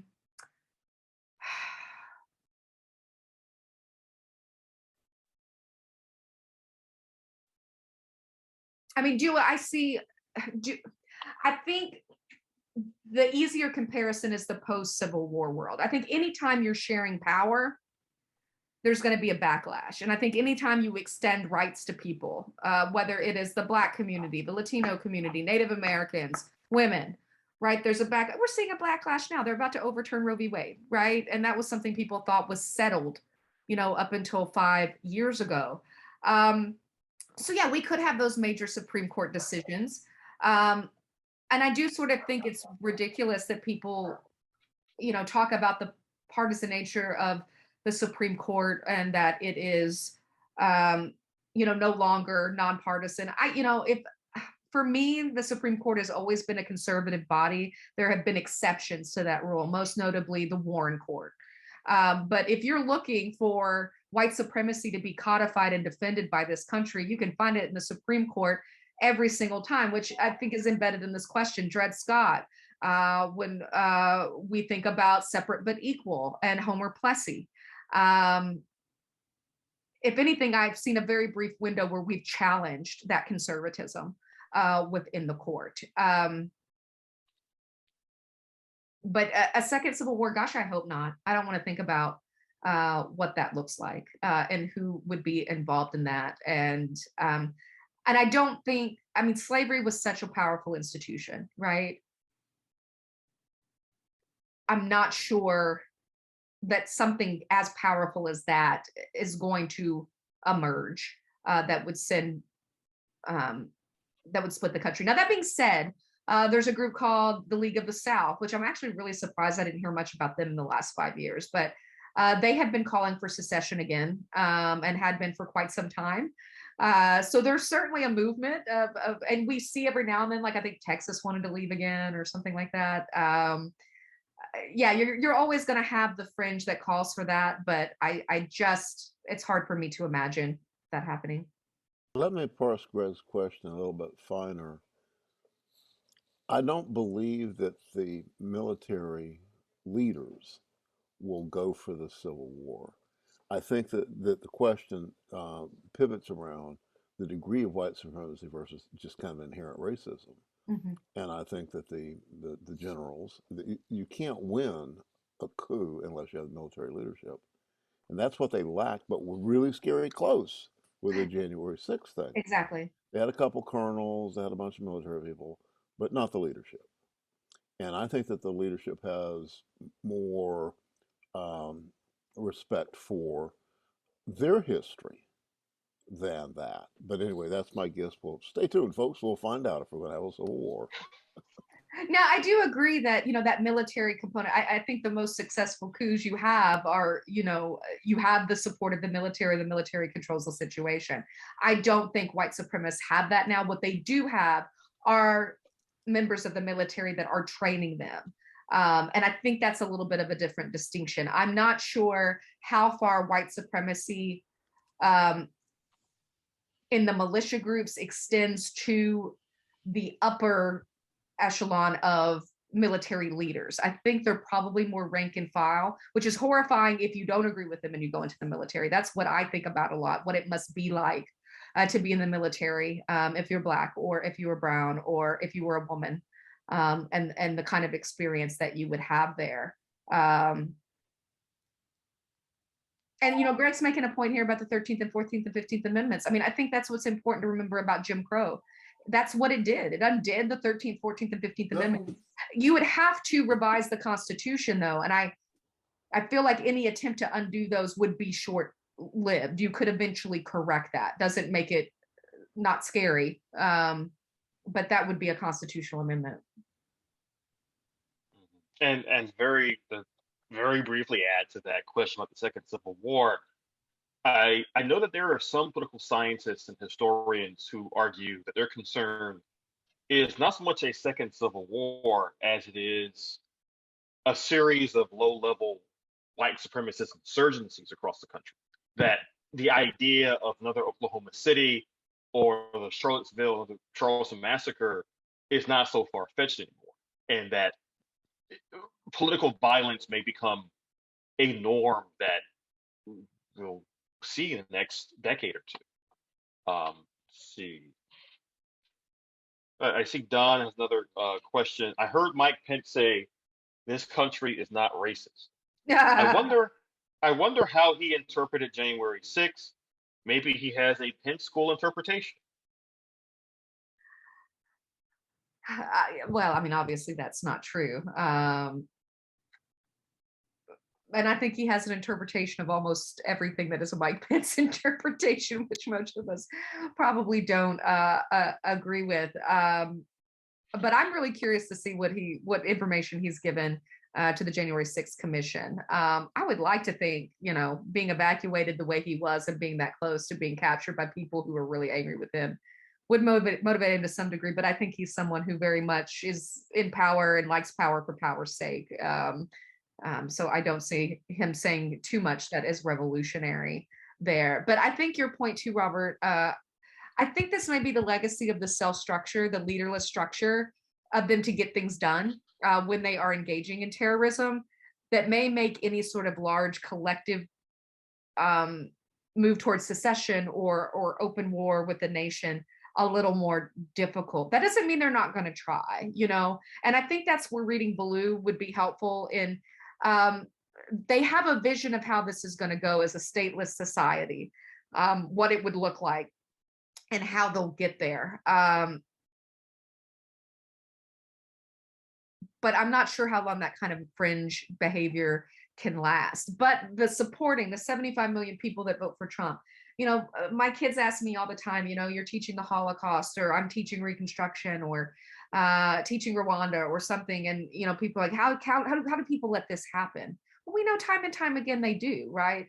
Being complacent, doing nothing. I mean, as Dr. King said, right? He's more worried about the moderate, the silent person, right? That's not doing anything.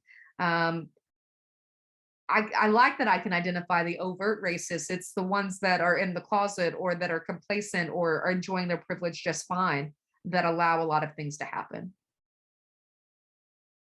Right. Now, Celine has I think a really good question here, which is, what do you think is the role of personal identity in the idea of American exceptionalism in the right-wing radicalization of some Americans?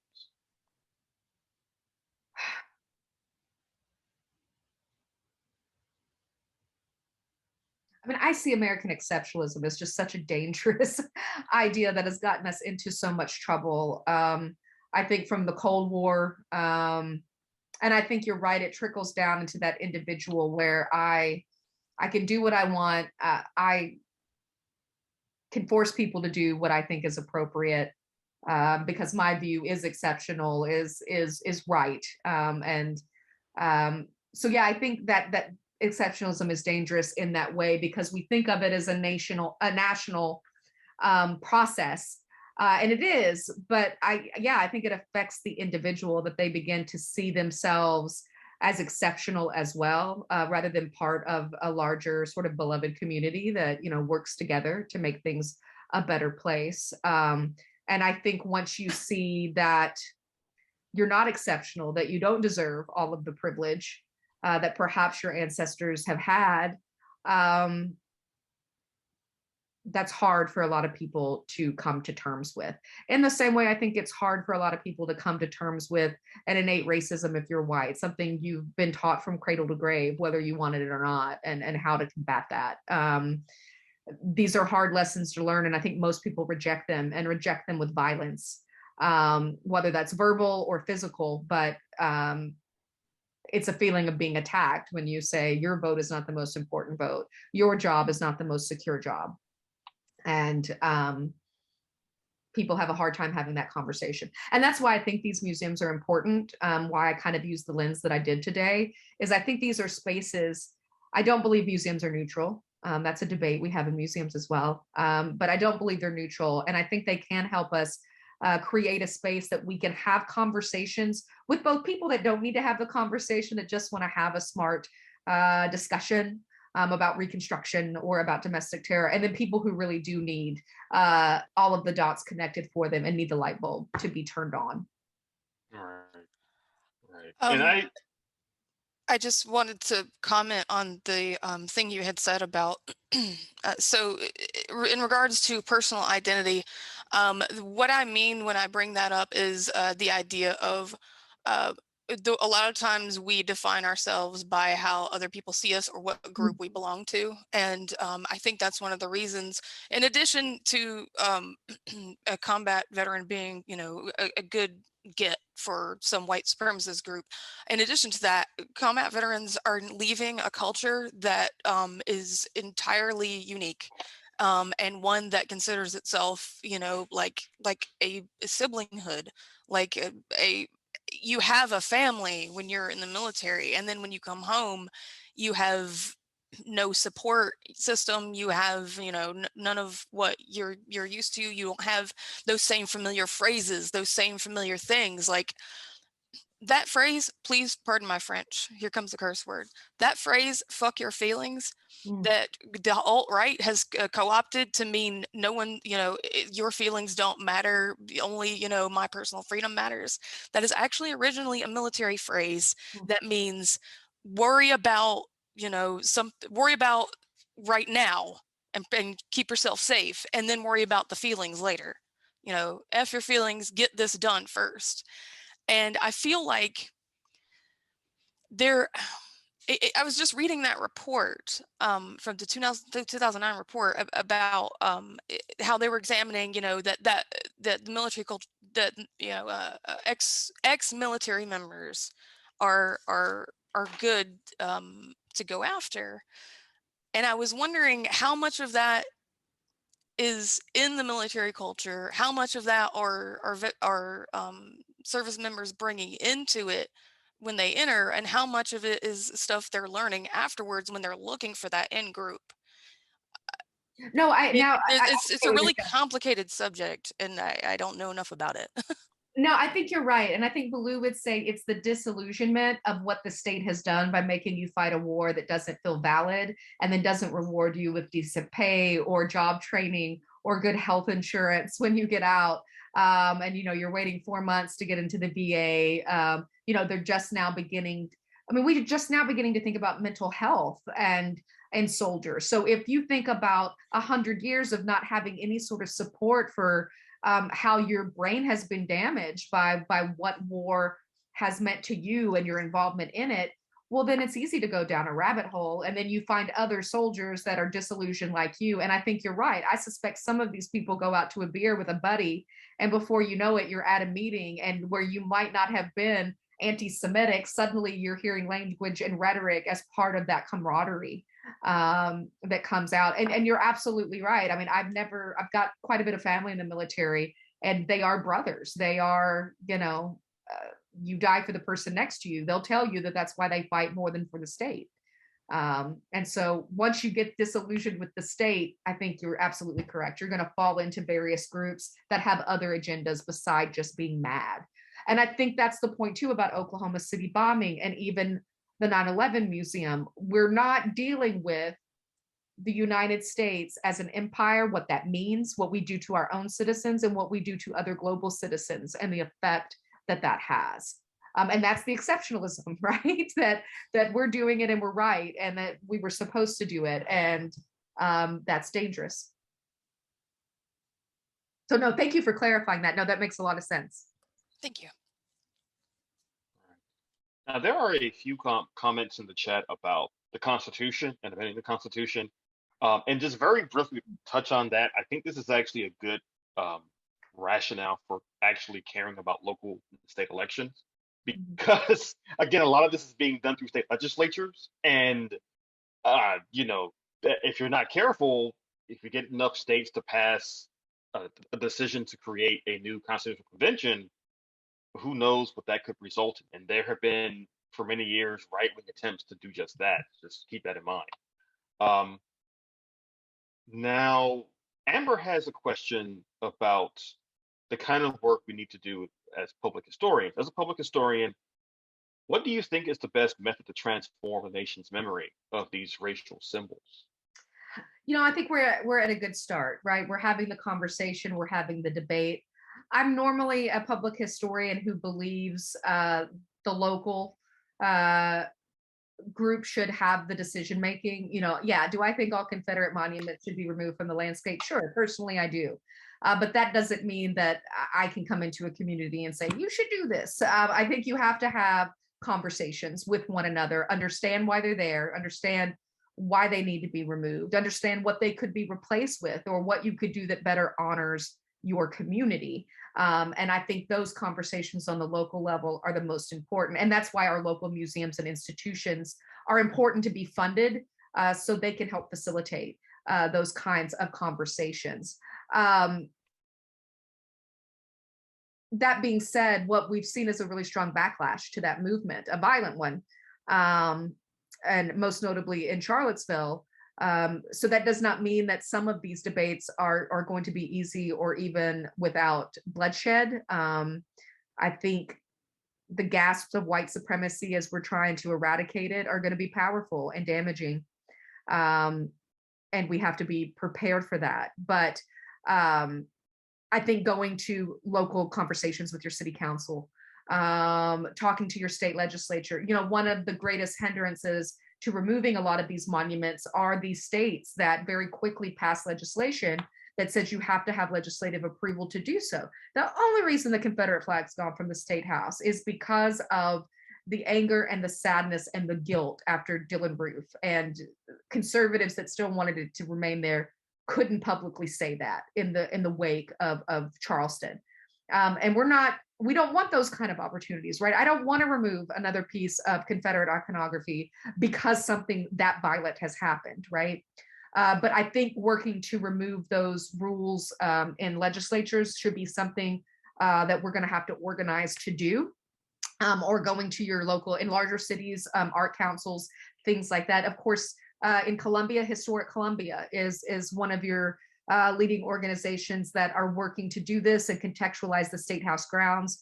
I've worked for them for a long time. They're not going to get everything right all the time, but that's where the community matters. And you come in, and there's a great book out by USC Press about the monuments themselves.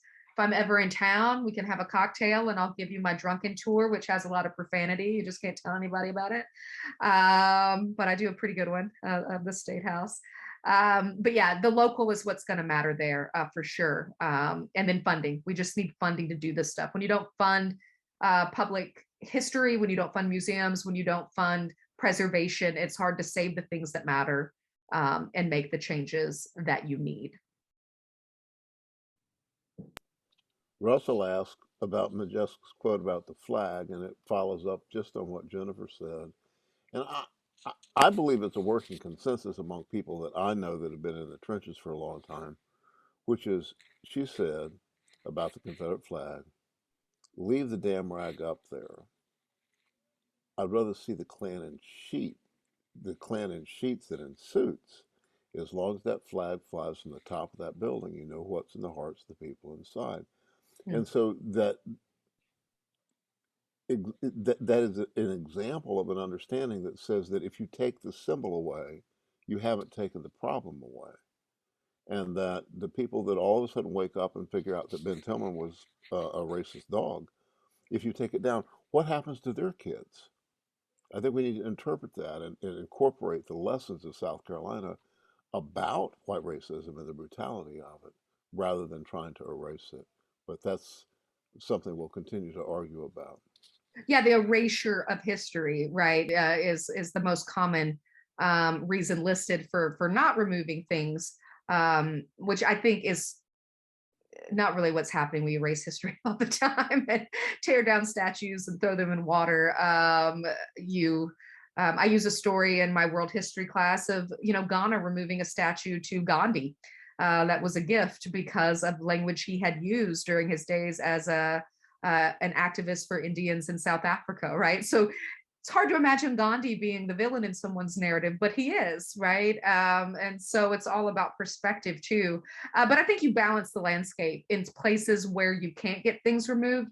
We need more statues to people that comprise this country that aren't Confederate generals, that aren't Ben Tillman and white supremacists. So if that's Black women, if that is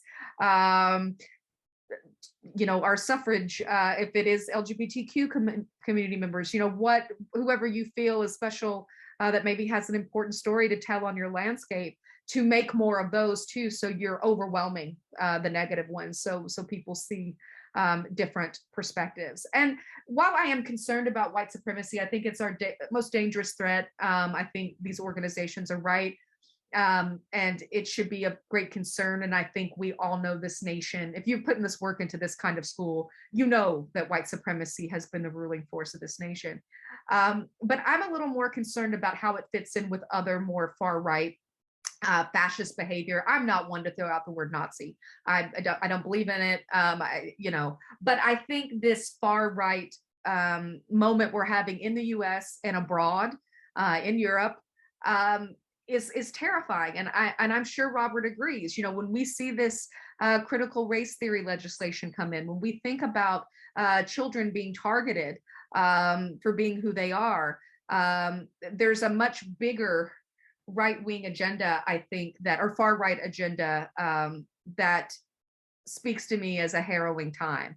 As I always told my mother when I started in academia, I was like, they come for a lot of people, but they come for the intellectuals first. And when I start seeing the legislation about what I teach and how I teach, that makes me very nervous. And I think this is actually a great way to ask the final question for the evening from Don. And while I ask the question, I'm going to put in the chat, I don't normally self-aggrandize, but I wrote a piece about 2 years ago about monuments and memorials for current affairs that some may find interesting, because I make an argument for building new monuments and memorials, but you can read it on your own time. But this is a great question from Don that closes out this evening. The opportunity for discussion seems to be narrowing. No one I know attends museums. Critical race theory is banned in schools. What other options for public discussion do you see? That's a tough one. Because I think of museums and schools doing the same thing, right? Education, dialogue, conversation, and they're both under assault. Probably museums less so, but the funding issue and the fact that they have not always been trustworthy institutions, I think also means more and more people walked away from them and are nervous to come back if you don't feel seen in those spaces.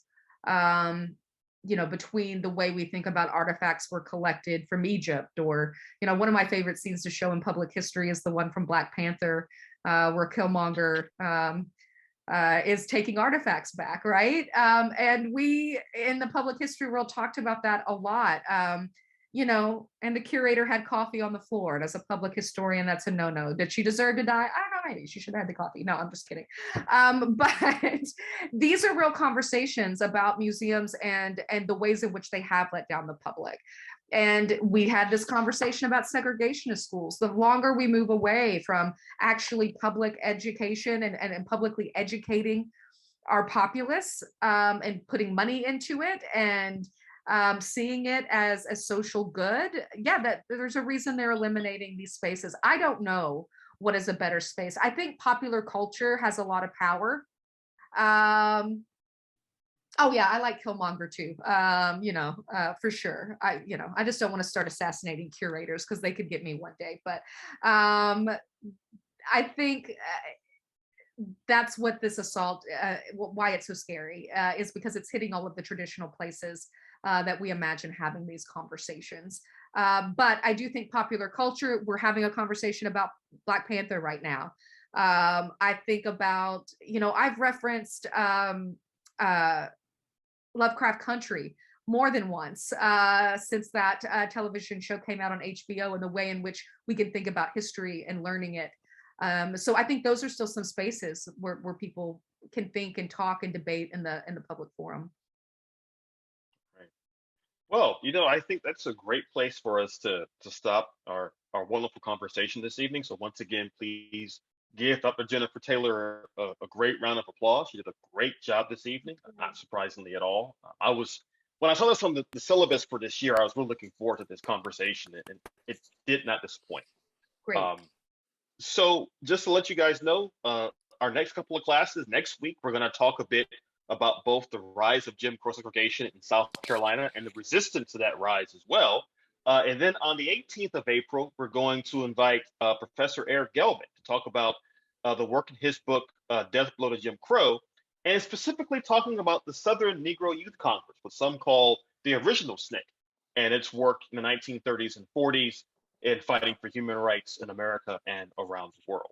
Brett, do you have anything to add to that? No, Dr. Green, I think you've done well. We can invite people that want to stay, that haven't had enough, that have something to stay, and we can excuse you and Jennifer. We may talk about you if you leave, but you're welcome to go. And That thank is you. fine. And reach out if any questions come up. I'm happy via email or social media to continue the chat. I'm so proud of all of you for doing these courses. It's a great opportunity for citizenship and engagement. So thanks for having me. I appreciate it. We're honored to have a stage that you can play upon because you're really good. Thank you so much. Bye. You really do take it up a notch. Dr. Green, you got anything else? Just want to say number two things. Number one, keep the faith, and number two, congrats to Dawn Staley and USC for winning the championship in women's basketball. So that kind of made the week a little bit better for me. But on the whole, I'm glad to see everyone here, and I hope everyone has a great week, and I'll see you next week.